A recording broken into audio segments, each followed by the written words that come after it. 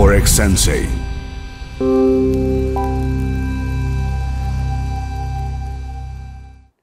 Ima li brokera koji su leverage do 100? Ima. Ima. Možete ih pronaći, dapače.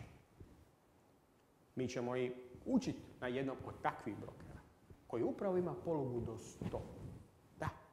I kojima je primarni cilj da vi zarađujete.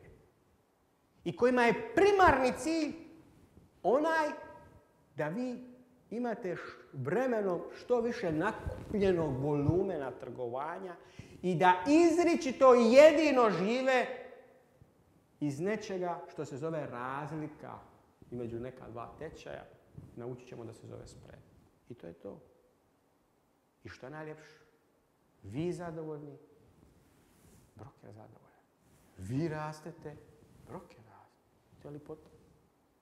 Ne da vam je s druge strane, nego da vam ponudi sve moguće najbolje alate što je prisutno na tržištu, da vam omogući da zarađujete. Forex Sensei.